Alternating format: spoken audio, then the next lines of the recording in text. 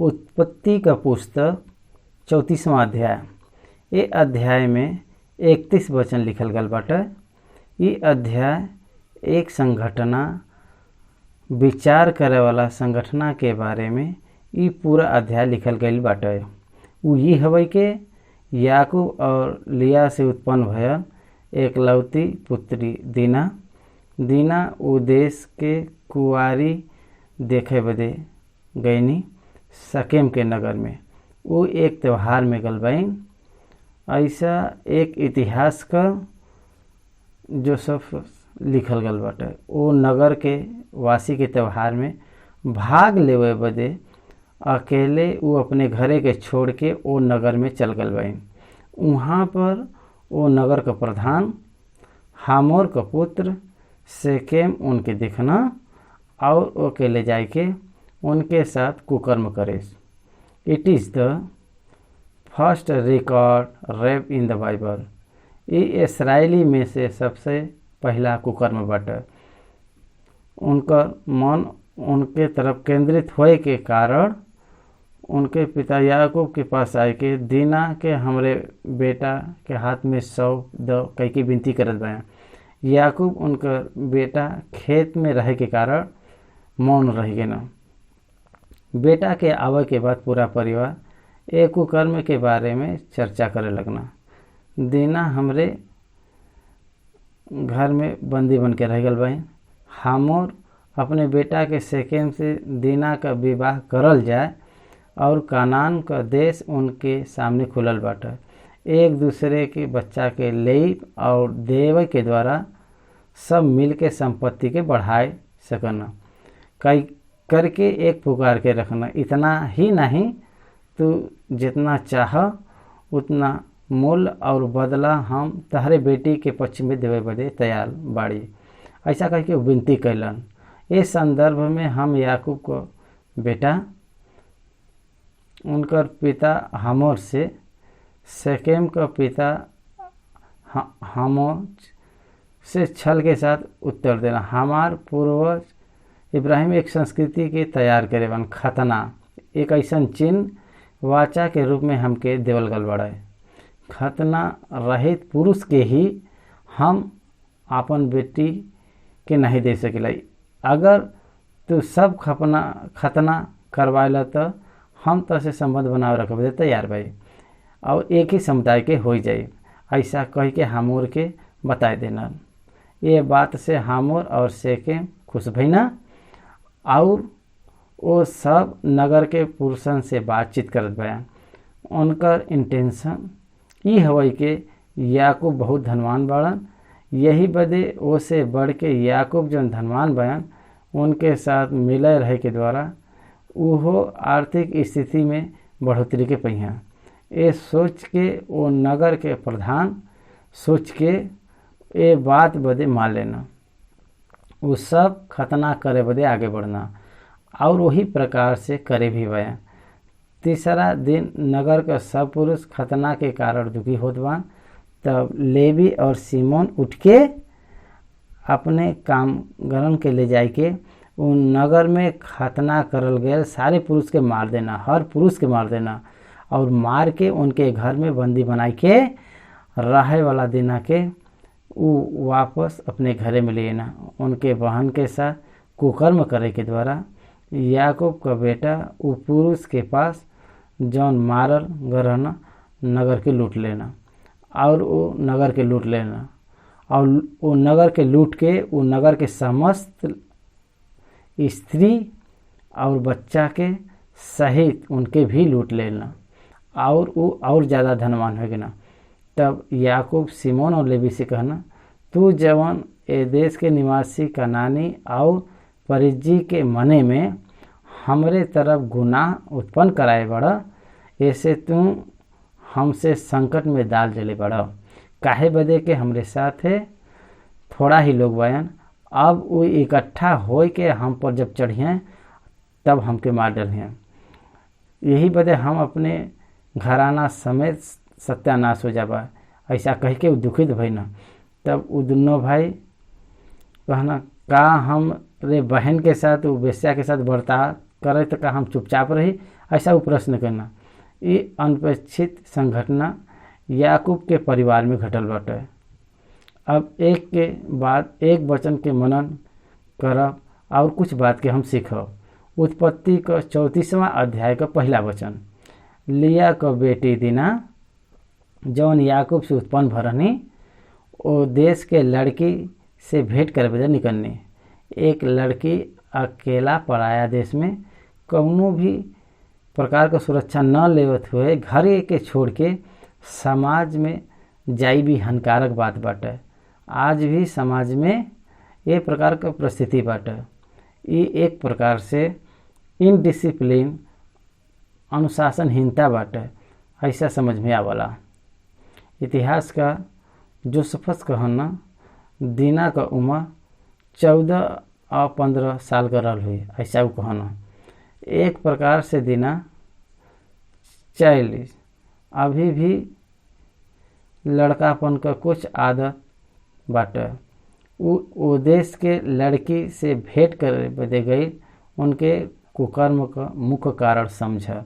यही बदे समाज में परिस्थिति के न समझ के कार्य करत हुए सुरक्षा न लेके आगे बढ़े वालन के कोई भी एक हानि के नाश के देखे के पड़ी।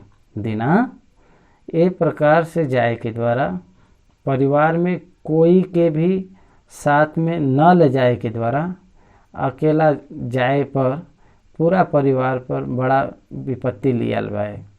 ध्यान से सुनो। परिवार में एक व्यक्ति चले वाला मार्ग के भटके पर वो पूरा परिवार में बुराई होए से कोई बच नहीं सकला। ये हमके ए अध्याय के विवरण के द्वारा हमके पता चलला।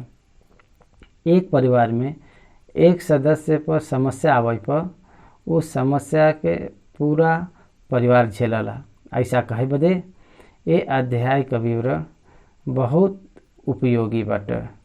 तब ओ देश का प्रधान हितवी अमोर का पुत्र सेकेम ओके देखना और उनके ले जाए के उनके साथ कुकर्म कहना और उनके भ्रष्ट कह देना।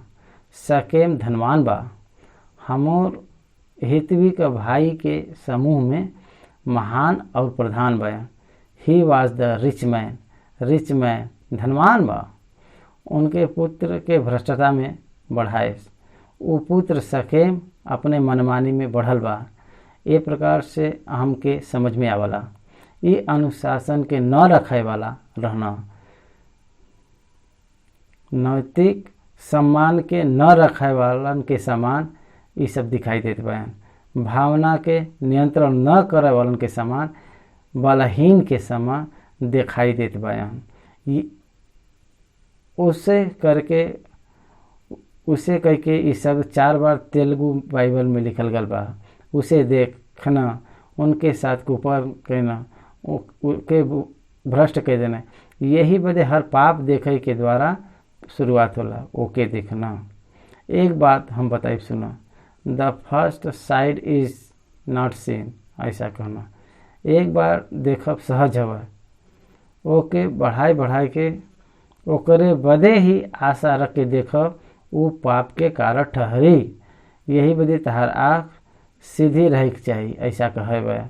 आयुब कहना, कुंवारी के हम अपने आँखें के कैसे देख सकीला, हम नहीं देख सकीला। यही बदे हम अपने आँख से वाचा बाने बे।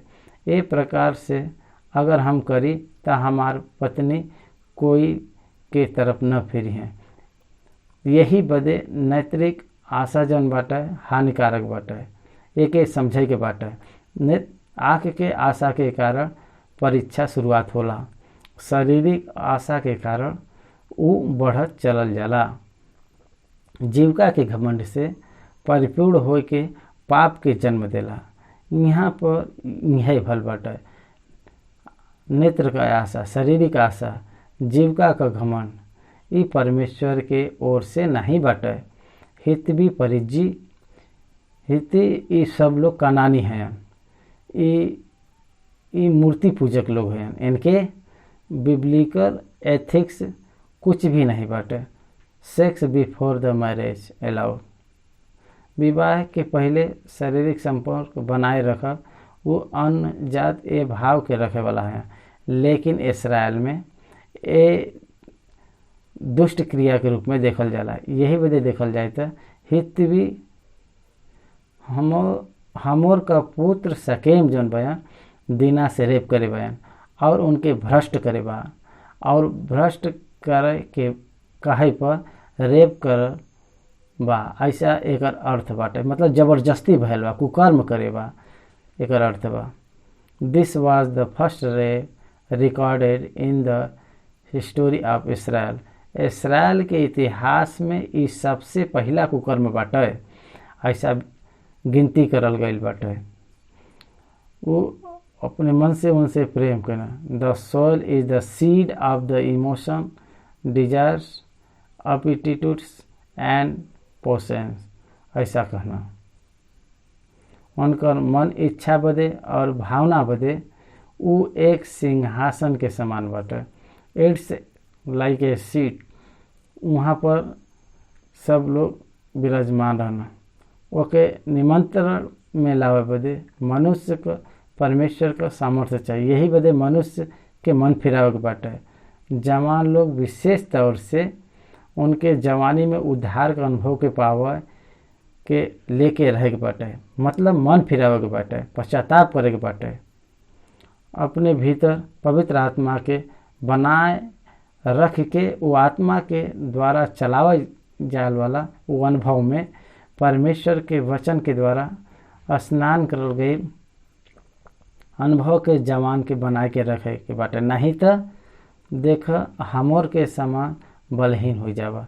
वो प्रकार दीना के साथ कुकर्म करल गया। दीना का परिवार आंसू से भर गई और वो छोटा सा प्रेम कई उनके प्रेम के भांति कहना, और वो अपने पिता हमोर से कहना, हमके ए लड़की के हमार पत्नी होए बदे दिलाई द, ध्यान द। उनके भ्रष्ट करब ही नहीं, उनके से प्रेम करके प्रीत का बात करत बा। उनके प्रति एक सनकी रखे बा। उनसे विवाह करे बदे उनके पिता के द्वारा समाचार के भेजे बदे पिता के प्रेरित करत बा, पिता से विनती करत बा। साधारण रीति से हम भौतिक संसार में समाज में ई देखल जाला के ई एक संस्कृति के समान आगे बढ़ाई के मनावे वाला दुष्क्रिया बाटे। वास्तविकता में इसराइली के एक मुख्य विधि बाटे, वही हवई के कनानी के स्त्री से विवाह नहीं करे के बाटे।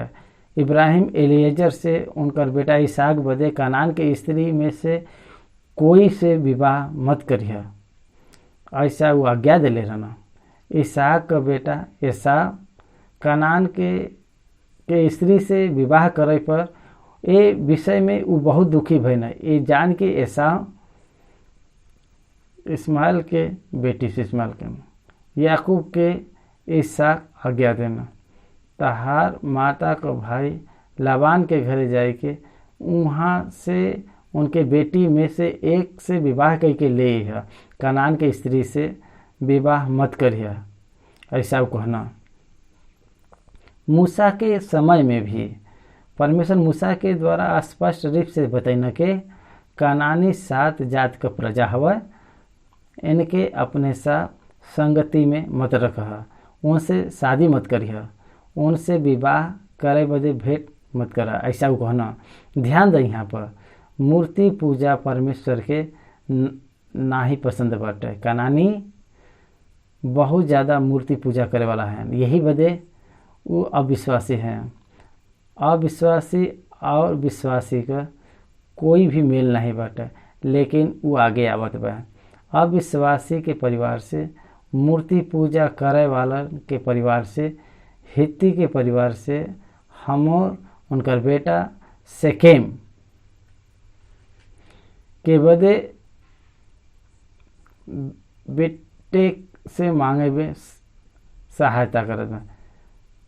शेकेम अपन पिता हमोर से कहना, हमके लड़की के हमार पत्नी होए बदे दिलाई दे। याकूब सुनना के शेकेम हमारे बेटी दीना का शुद्ध कर दिले बा, लेकिन उनकर पुत्र ओ समय पर पशु के साथ मैदान में रहना, यही बदे वो उनके आवे तक वो चुपचाप रहना। इंग्लिश बाइबल में ही कंट्रोल हिमसेल्फ ए प्रकार से ऐसा लिखल गल बाटे।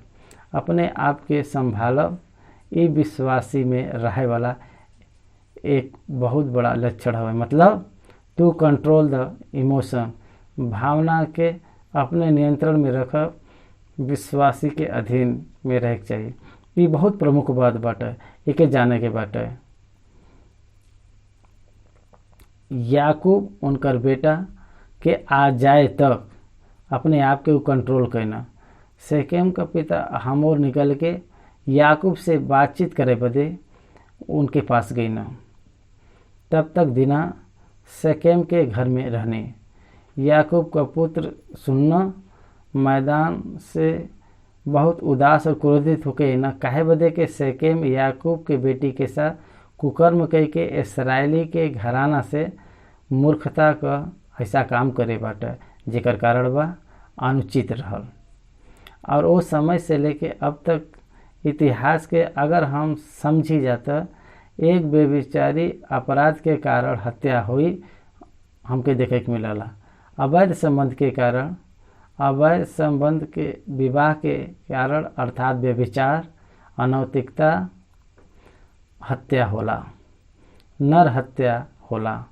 ओकरे बदे ई अध्याय बहुत अच्छा एक प्रतिबिंब के समान दिखाई देला। इसराइल का पुत्र मैदान से ही न वो जवान बयान 25 और 27 के उम्र में लेवी और सिमोन रहत रहल हैं। ऐसा एक अनुमान लगाल जाला है। वो जवान होए के कारण उनकर मन आग के समान जलत रहल, क्रोध बहुत ज़्यादा बयान और वो बहुत ज़्यादा उदास बयान। तब हमोर एक प्रपोजल देना।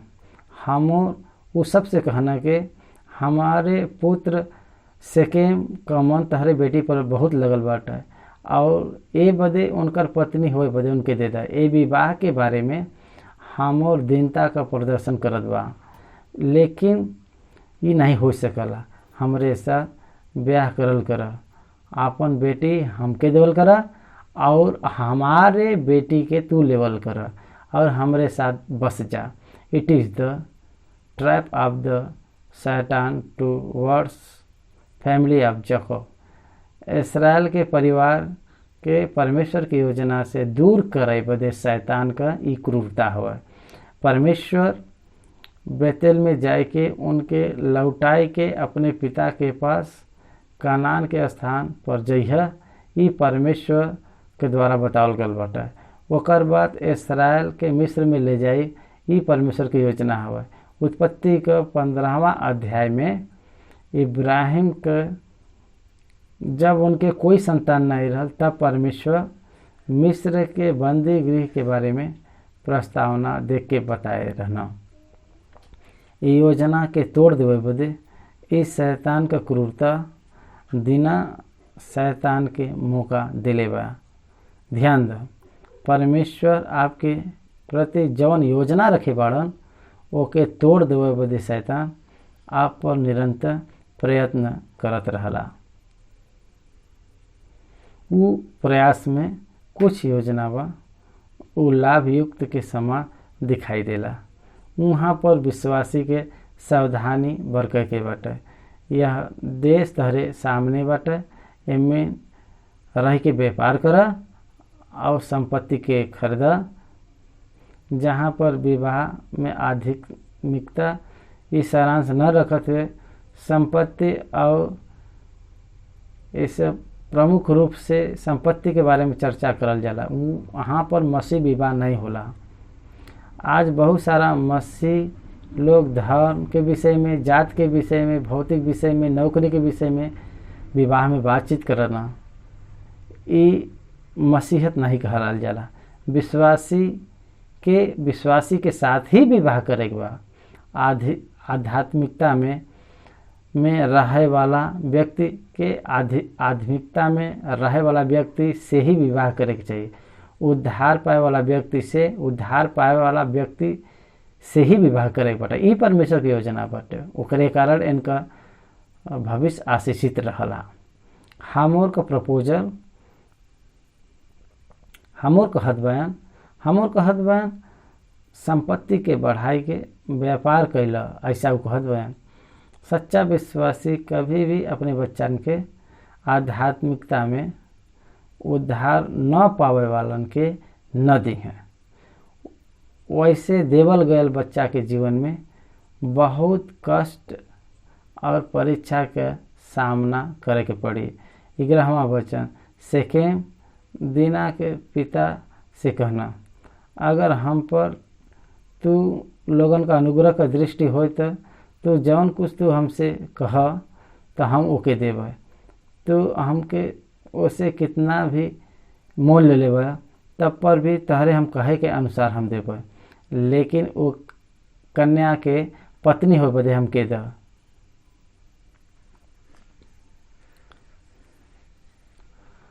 मानविक संबंधित और आध्यात्मिक संबंध से स्वीकार नहीं कल जाला। हम जौन आपके बतावत भाई ये बहुत कठिन बात बाटे। मनुष्य अच्छा हो सकना, लेकिन परमेश्वर से संबंध न रखे वालों के साथ न रहे के चाहिए। यहाँ पर हम और अच्छा प्रपोजल देते बयान। वास्तविकता में वो याकूब के संपत्ति और ओकरे देश में आज ही हैं, ऐसा सोच के वो रखत बयान। लेकिन उनके बात के कारण बहुत शांतिपूर्वक वो दिखाई देते बयान और आरोग्यदायक एक मित्रता के रूप में लाभ युक्त करके वो प्रपोजल देते बयान। Please understand the trap of the शैतान। शैतान का युक्ति ए प्रकार से होला कि वो लाभ पाए वाला मार्ग के दिखावला, तब हमके गिरे नहीं बाटे।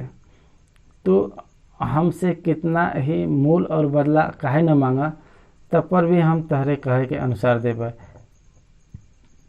लेकिन वो कन्या के पत्नी होए बदे हमके द।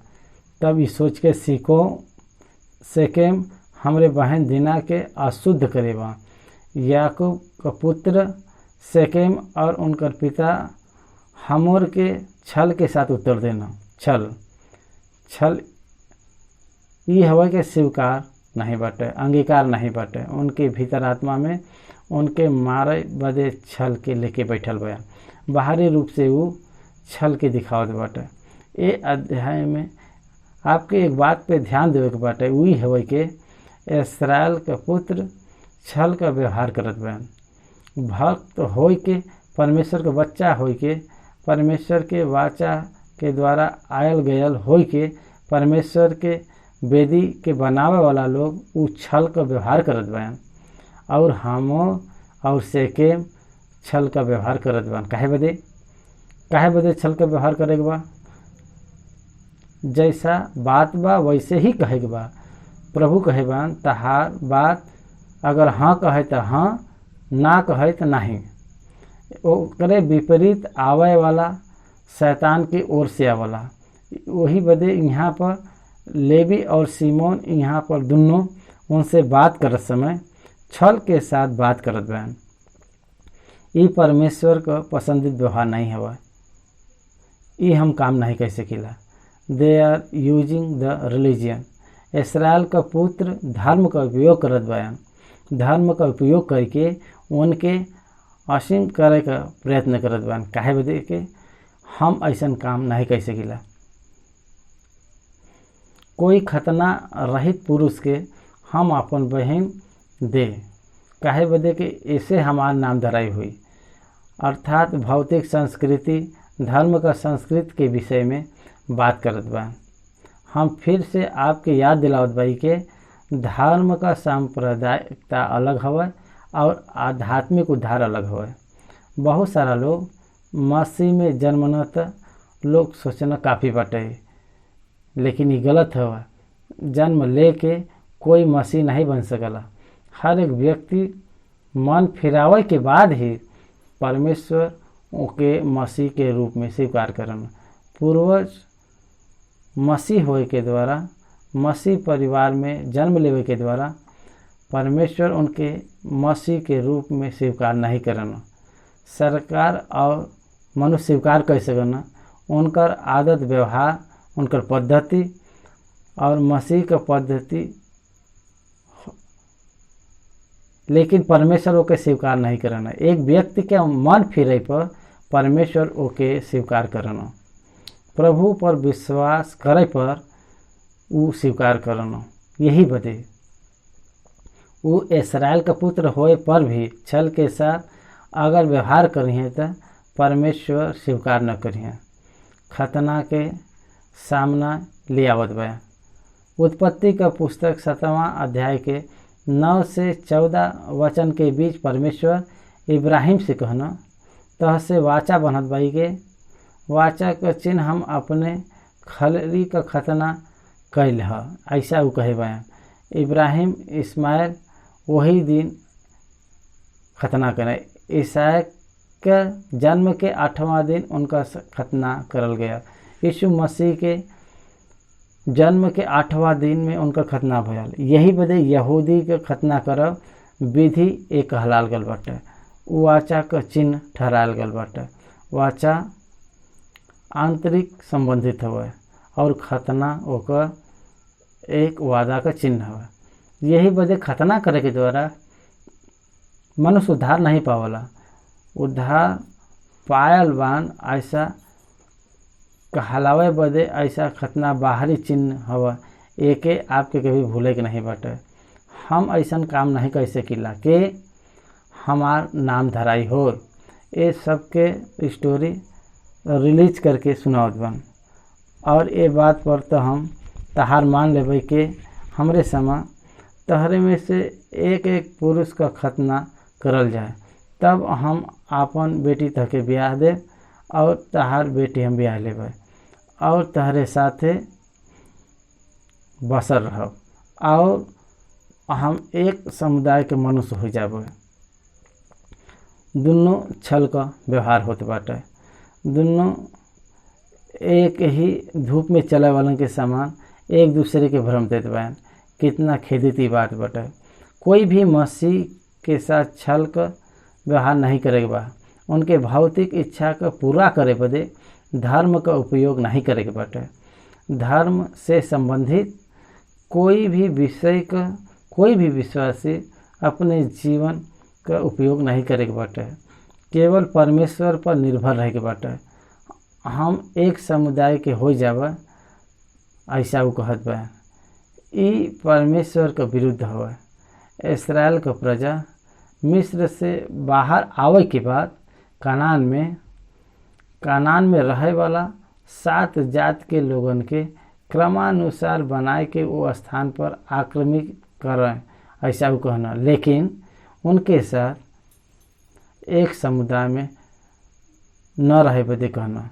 उनसे मिल के नहीं रहे बाटे। उनके बेटी से विवाह मत करिए। उनके बेटी से अपने बेटी के मध्य है ऐसा वो कहना। काहे बदे के वो लोग मूर्ति पूजक हैं। वो परमेश्वर के न जाने वाला है। वो लोग परमेश्वर के पाए नहीं बया। परमेश्वर के न जाने वाला प्रजा से एक ही समुदाय में हो जी। इस्राएल का पुत्र अपने धर्म के सामने लाई के बात करत बा। लेकिन अगर तू हमार बात न मान के आपन खतना न करेब तो हम अपने लड़की के लेके यहाँ से हम चल जाबे।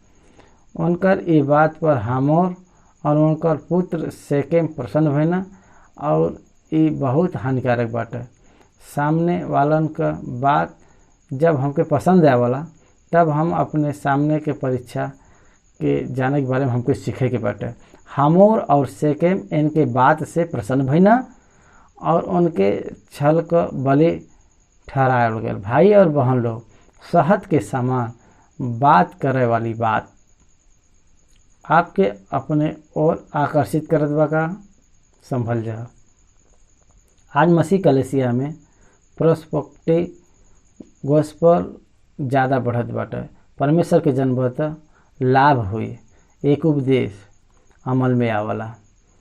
ये अंत के समय में आशीष मतलब भौतिक बढ़ोतरी करके एक गलत उपदेश मसीह कलेसिया तक पहुँचावत बाटे। छल के साथ उपदेश लाभ बदे विश्व में मानव को स्वीकार करब आसान हो जाए। ई का हुआ खतना करब तो ई काफ़ी नहीं बटेगा, इनका संपत्ति हमरे पास आए जी हैं। अमर का पुत्र आशा करत बा, वो उनके दुख के मार्ग में ले जाइ हैं, वो जान नहीं पाए। 19वां वचन, वो जवान जौन याकूब की बेटी के बहुत चाहत न, एक काम के करे में वो विलम्ब नहीं कैना। वो तो अपने पिता के सारा घराना में ज़्यादा प्रतिष्ठित रहना। यही बदे हमोर और उनकर पुत्र शेकेम अपने नगर के फाटक के निकट जाए के नगरवासी के समझावे लगना, वो पूरा एक ही मन के रख सकें। यही बदे वो समझावे लगना। एक बात के याद रखे के बाद सब लोग स्वीकार करे बहन, परमेश्वर स्वीकार करिए, ऐसा हमके नहीं सोचे के बाटे। सब लोग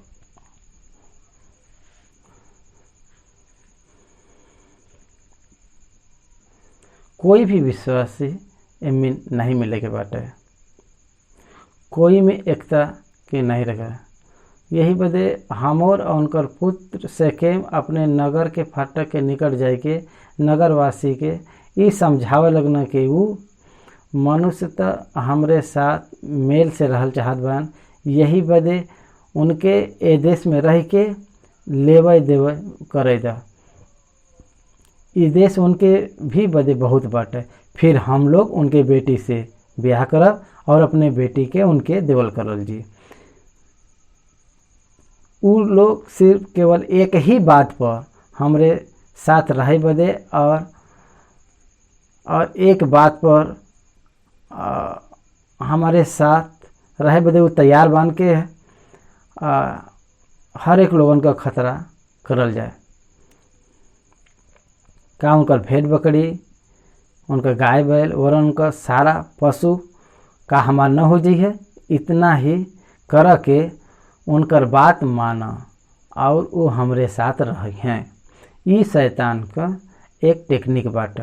अभी तक हम ही बतावत भाई, एक विश्वासी के लाभ दिखावे का यत्न जहाँ होला वहाँ पर छल छुपल होला।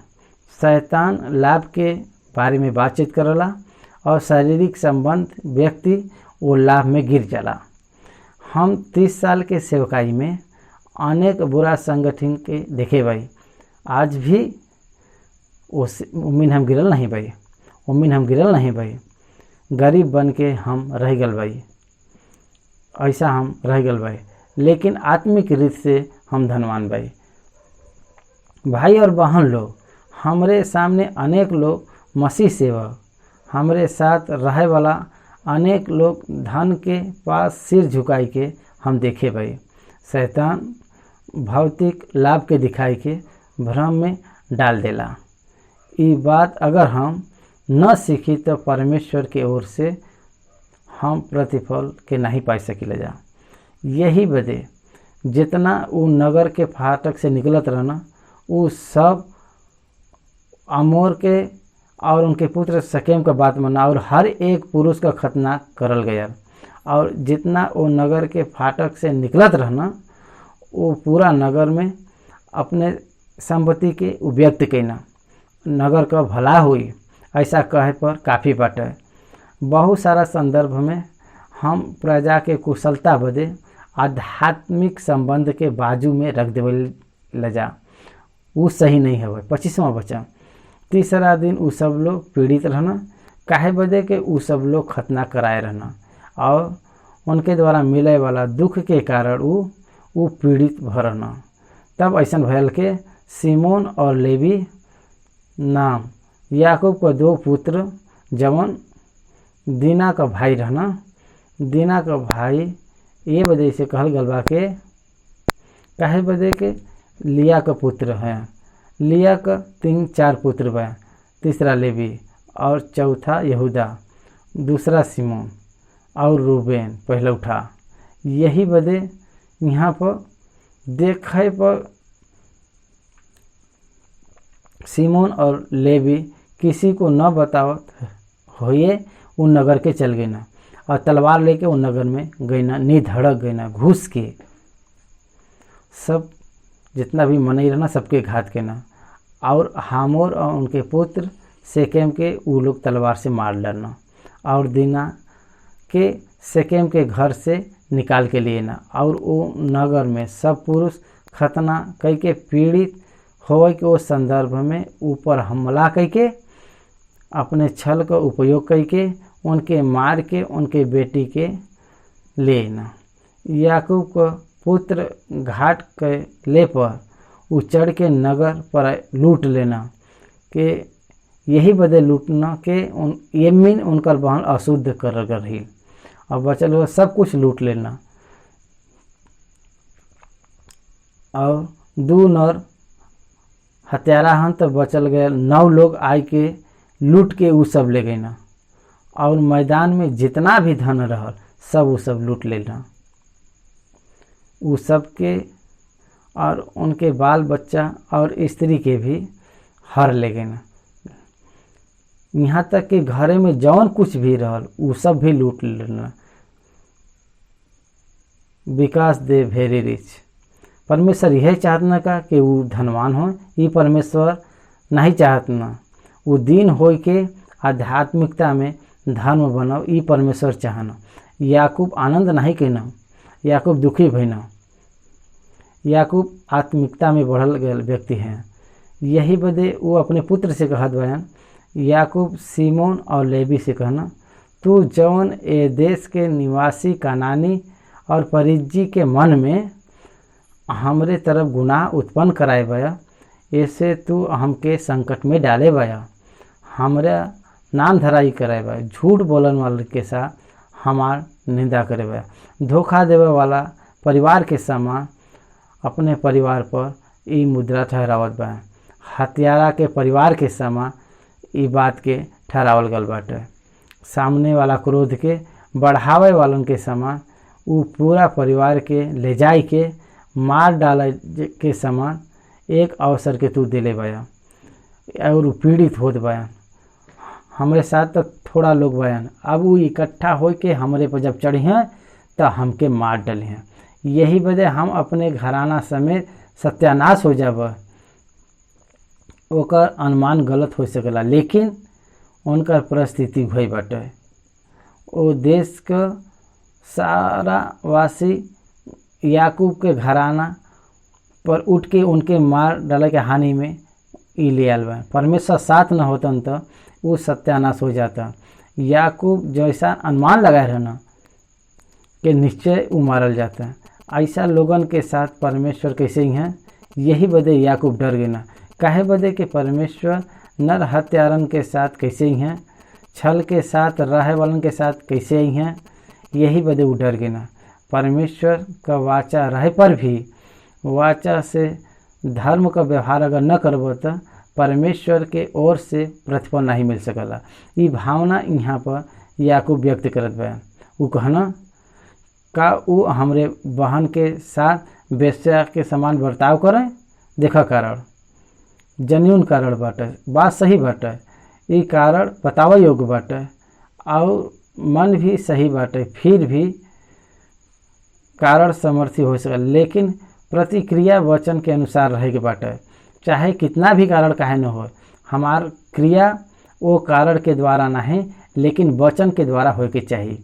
ये एक मसीह के सीखे के बाटे। वो हमके मरना, यही वजह हम भी उनके मारब, ऐसा कहे पर संसार सामर्थ्य नहीं हो सकेला और उनके मारे पर तह के नहीं मारे के बाटे। ये हमके वचन बतावला। ये कारण के द्वारा तहार क्रिया न हो, लेकिन वचन के अनुसार तहार क्रिया होए के चाहिए। तहार प्रतिक्रिया वचन के अनुसार रहे के बाटे, लेकिन परिस्थिति के कारण उनके क्रिया के कारण करब ये उचित नहीं बाटे। ये हमके समझे के बाटे। 34 अध्याय के यहाँ पर हम समाप्त करत बाई। 35 अध्याय में परमेश्वर याकूब के बैतेल में जाए बदे कहत बयान। बाद में हम ओकर मनन करब।